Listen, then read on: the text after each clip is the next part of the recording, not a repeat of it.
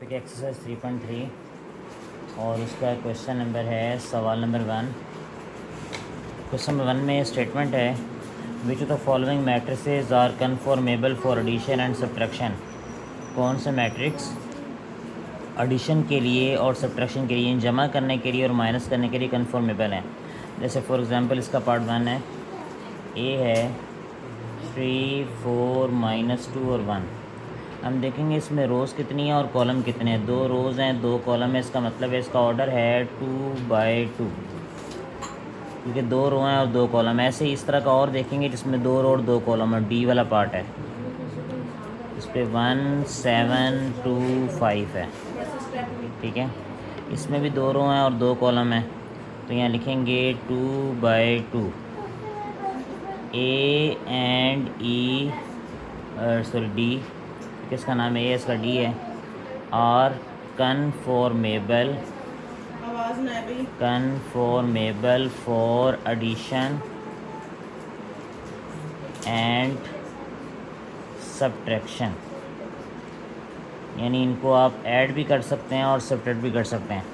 अब ऐड करना और सब्ट्रैक्ट करने की शर्त ये होती है, कंडीशन ये होती है कि दोनों का ऑर्डर आपस में सेम होना चाहिए। अब जैसे ये बी वाला ना, तो हम देखें बी वाले में 2 रो हैं और 1 कॉलम है, यानी रोज़ 2 हैं और कॉलम जो है वो 1 है। 3, 4 ऐसे लिखा हुआ है। इसका ऑर्डर है 2/1। ये 2 रो हैं और 1 कॉलम है। ऐसे ही नेक्स्ट वाला देखते हैं, अगर हम जी पार्ट है इसका, उसमें भी देखें आप 2 रो हैं और 1 कॉलम है, 2/1। ऐसे एम वाला है वो भी इस तरह है, उसमें भी 2 रो हैं और 1 कॉलम है, 2/1।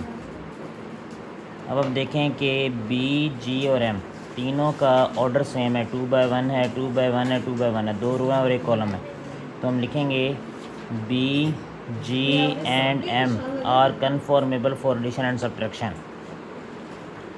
मीन ऐड करना और सब्ट्रैक्ट करने की कंडीशन क्या है कि उनका आपस में ऑर्डर जो है वो सेम होना चाहिए।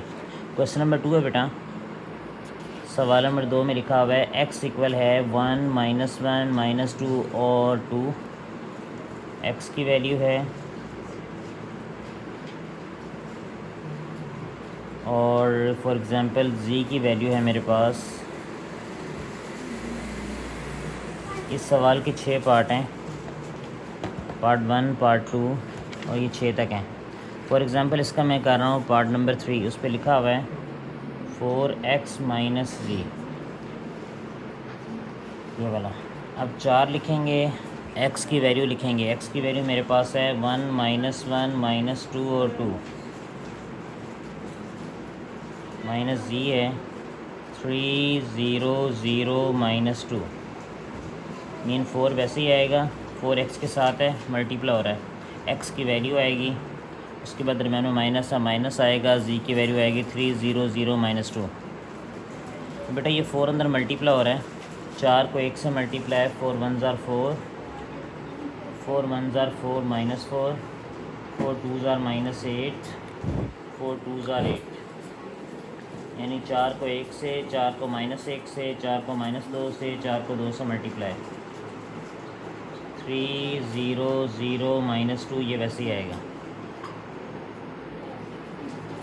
4 -3, 4 में से 3 चले गए, दरम्यान में माइनस है, -4, -0, -8, -0, 8 +2, 4 -3। करस्पॉन्डिंग एंट्रीज़ में अब देखो ना, 4 है तो यहाँ पे 3 लिखा हुआ है, आपस में माइनस हो रहे हैं, माइनस काट देंगे। -4, -0, -8, -0 और 8 +2 हो गया। 4 में से 3 चले जाएंगे, 1 आ गया, -4, -0, -4, -8, -0, -8, 8 +2 10। इस तरीके से हम इसको आपस में माइनस जो है साइन है, माइनस करेंगे, अगर ऐड है तो प्लस करेंगे, ऐड करेंगे। अब जैसे फॉर एग्ज़ाम्पल इसका पार्ट नंबर 6 है, उसमें लिखा हुआ है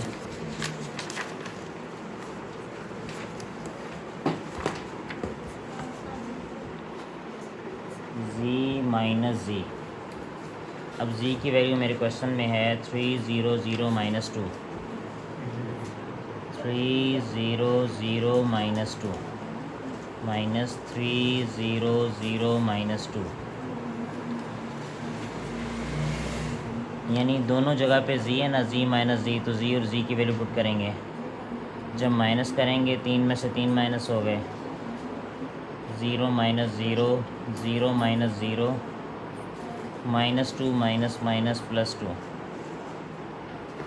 यानी माइनस 2 ये वाला और माइनस माइनस प्लस 2 हो गया। 3 माइनस 3 ज़ीरो आ गया, 0 माइनस 0 0 0 माइनस 0 0 माइनस 2 प्लस 2 0। तो मीन के 3 में से 3 निकालेंगे, 0 बचेंगे, 0 में से 0 निकालेंगे, 0 आ गए, 0 में से 0 माइनस के 0 आ गए, माइनस 2 प्लस 2 0 आ गया। तो ऐसे हम जी में से जी को माइनस कर देंगे। इसी तरीके से फॉर एग्जांपल इसका सवाल नंबर 3 है, उसमें देखिए स्टेटमेंट है find the additive inverse of the following matrices. In matrices का एडिटिव इन्वर्स निकालना है। ये सवाल नेगेटिव के तौर पर भी आया है कि फाइंड द नेगेटिव। 5 माइनस 7 है, आपने लिखना है एडिटिव इन्वर्स ऑफ पी, क्योंकि इसका नाम पी है, अगर क्यू है तो क्यू नाम दे देंगे। प्लस 5 माइनस 5 हो जाएगा, माइनस 7 प्लस 7 हो जाएगा। यानी नेगेटिव में पिछले एक्सरसाइज में पढ़ा था फाइंड नेगेटिव, उसमें पी है ना तो माइनस पी लिख के साइन चेंज करेंगे, यानी पी है माइनस पी हो जाएगा, ए है माइनस ए हो जाएगा। वैसे यहाँ पे एडिटिव इन्वर्स लेके, क्योंकि एडिटिव इन्वर्स लिखा हुआ है सवाल में, और करेंगे वही काम के साइन चेंज करेंगे। जमा वाले को माइनस कर देंगे और माइनस वाले को प्लस कर देंगे। जैसे क्यू पार्ट है, क्यू इक्वल है 9 minus 3 additive inverse of Q plus 9 minus 9 minus 3 plus 3, यानी जमा 9 माइनस 9 हो जाएगा और माइनस 3 जमा 3 हो जाएगा। ऐसे सवाल नंबर 4 है। सवाल नंबर 4 में बेटा लिखा हुआ है कि ए बी और सी की वैल्यूज़ गिवन है। हमने ये 4 पार्ट हैं इस सवाल में, ए जमा बी को बी जमा ए के बराबर करना है, यानी चारों पार्ट्स में देखें लेफ़्ट हैंड साइड भी गिवन है और राइट हैंड साइड भी गिवन है। तो फॉर एग्ज़ाम्पल इसका मैं पार्ट नंबर 4 करता हूँ। लिखा हुआ है 3a प्लस बी, 3a जमा बी इक्वल है 3a जमा 3b, ये वाला। अब हम एक काम करेंगे, पहले लेफ़्ट हैंड साइड को सॉल्व करेंगे, यानी इन तमाम पार्ट्स में पहले लेफ़्ट हैंड साइड को सॉल्व करेंगे फिर राइट हैंड साइड को। तो लेफ़्ट हैंड साइड पे लिखा हुआ है 3a जमा बी, 3a जमा बी पहले करेंगे, 3 लिखेंगे, ब्रैकेट लगी है, ब्रैकेट लगाएंगे, ए की वैल्यू हमारे क्वेश्चन में है 2 3 माइनस 3 2 प्लस बी की वैल्यू है 3 4 5 6, यानी ए और बी और सी हमारे असल में इस पार्ट में है नहीं, बाकी पार्ट्स में सी की वैल्यू भी है ना, तो वो भी अप्लाई कर देंगे, सवाल में गिवन है। हम यहाँ पे पहले ब्रैकेट के अंदर वाला काम करेंगे, 2 जमा 3 3 जमा 4 माइनस 3 जमा 5 2 जमा 6, ये बाहर 3 वैसे ही आएगा, ये जो बाहर वाला है 2 जमा 3 5 हो गए, 3 जमा 4 7, 5 में से 3 चले गए 2, 6 जमा 2 8। बेटा ये 3 अंदर मल्टीप्लाई हो रहा है, 3 को 5 से 15, 3 को 7 से 21, 3 को 2 से 6, 3 को 8 से 24। इस तरीके से हम इसको मल्टीप्लाई करेंगे और मल्टीप्लाई करने के बाद ये हमारा लेफ़्ट हैंड साइड का जवाब आ गया। अब राइट हैंड साइड पे लिखा हुआ है right hand side 3a plus 3b।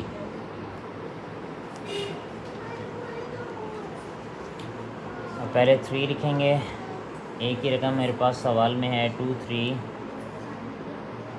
Minus 3 2 जमा 3 और बी की वैल्यू है 3 4 5 6, यहाँ पे ना लेफ़्ट हैंड साइड पे 3 बाइट था और ब्रैकेट में a प्लस बी था।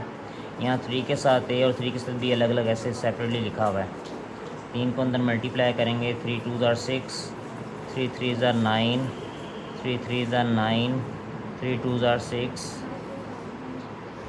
3 3 ज़ार 9, 3 5 ज़ार 15, 3 4 ज़ार 12, 3 6 ज़ार 18, 6 प्लस 9,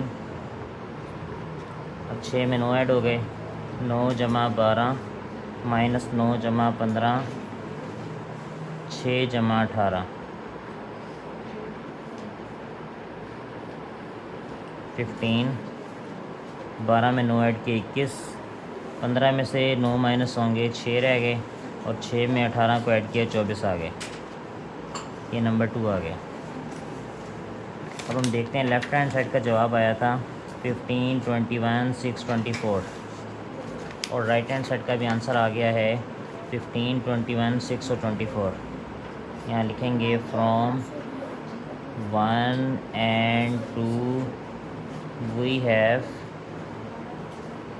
3a plus b। इस सवाल में ऐसे लिखा हुआ है 3a plus b इक्वल है 3a plus 3b। मीन के लेफ़्ट हैंड साइड इक्वल है राइट हैंड साइड के। अब सवाल नंबर 5 में है इफ़ a इक्वल है, a की वैल्यू है 5, 6, 7 माइनस 2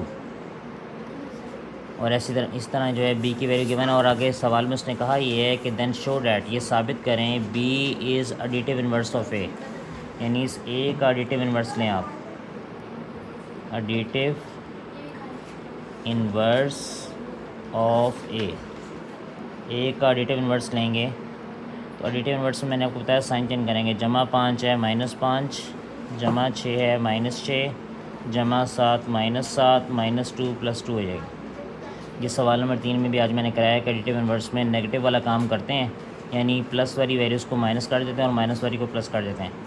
अब हमने ये साबित करना है कि हमने एडिटिव इन्वर्स लिया ना ए का, ये बी के बराबर आना चाहिए। अब देखें सवाल में बी की वैल्यू क्या है, क्वेश्चन में बी की वैल्यू गिवन है -5, -6, -7 और 2। तो ये एडिटिव इन्वर्स ऑफ ए लिया मैंने, -5, -6, -7 और 2 और b की वैल्यू -5, -6, -7 और 2, ये दोनों आपस में इक्वल आ गए हैं, सेम आ गए, ये प्रूव करना है। इसी तरह आपने b का एडिटिव इन्वर्स लेना तो वो a के इक्वल आना चाहिए कि a is additive inverse of b, यानी b का एडिटिव इन्वर्स लेंगे तो वो a के इक्वल आएगा, a के बराबर आएगा। इस एक्सरसाइज का लास्ट क्वेश्चन है सवाल नंबर 6। उस पर लिखा हुआ है a बराबर है 6 - 2, 0, 3 और b है बेटा 8 - 1, 3, 0। अब इसका फॉर एग्ज़ाम्पल पार्ट 1 है, उस पर लिखा हुआ है a जमा b का ट्रांसपोज बराबर है a ट्रांसपोज जमा b ट्रांसपोज। इस तरह इसका पार्ट 2 है। अब ये भी लेफ़्ट और राइट हैंड साइड को प्रूफ करने वाला सवाल है। पहले लेफ़्ट हैंड साइड लेंगे a जमा b का ट्रांसपोज, पहले वो काम करेंगे जो ब्रैकेट के अंदर है, a जमा b। a की रकम है 6 - 2, 0, 3 जमा b की रकम है 8 - 1, 3, 0। मीन पहले वो काम जो ब्रैकेट के अंदर है तो a जमा b, पहले a प्लस b करेंगे, 6 + 8 -2 - 1 प्लस करना है, लेकिन वो प्लस माइनस तो माइनस आएगा, 0 + 3, 3 + 0,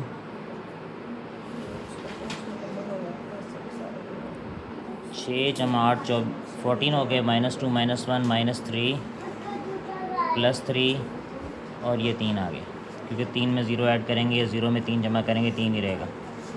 अब हमने a जमा b का ट्रांसपोज लेना है। जब ट्रांसपोज लेंगे 14, यानी ये रो में है ना, कॉलम में चेंज हो जाएगा, यानी जो रोज़ में लिखा हुआ उनको कॉलम्स में चेंज कर दिए। ये मेरा लेफ़्ट हैंड साइड का जवाब आ गया। पहले मैंने वो काम किया जो ब्रैकेट के अंदर है, a + b किया, फिर ट्रांसपोज लिया। अब राइट हैंड साइड पे लिखा हुआ है a t जमा बी टी, यानी ए का ट्रांसपोज जमा बी का ट्रांसपोज। ए की वैल्यू बेटा है 6 - 2 0 3 ट्रांसपोज, और बी की वैल्यू है 8 - 1 3 0 का ट्रांसपोज। अब जब ट्रांसपोज लेंगे तो रो को कॉलम में, मैंने ट्रांसपोज अलग अलग लिया है क्योंकि अलग अलग दिया हुआ है, तो मैंने रो को कॉलम में चेंज कर दिया है। जो रो में लिखा हुआ था उसको कॉलम में, बेशक कॉलम को रो में भी चेंज कर सकते हैं। 8 - 1 3 0। उसके बाद इनको ऐड करेंगे, प्लस हो रहे हैं, दरम्यान में प्लस का साइन है, अगर माइनस है तो माइनस कर देंगे। 6 + 8 कोरेस्पॉन्डिंग एंट्रीज़ आपस में ऐड होंगी ना। 6 है ना, तो जहाँ पे 8 लिखा हुआ 8 होगा। 0 जमा 3 -2 -1 3 + 0 ऐड करते हैं 14 3 -2 -1 -3 3 जमा 0 3 आ गए। अब हम देखते हैं नंबर 1 नंबर 2 दोनों सेम है, तो यहाँ लिखेंगे from 1 and 2 we have A जमा बी का ट्रांसपोज बराबर है ए ट्रांसपोज जमा बी ट्रांसपोज। तो इस तरीके से आपने आज ऐड करना, ट्रांसपोज लेना, लेफ़्ट राइट को इक्वल करना और रिटर्न वर्ड्स लेना जो है वो सीखा है। इसको मुकम्मल करिएगा। कोई सवाल तो उसको पूछिएगा।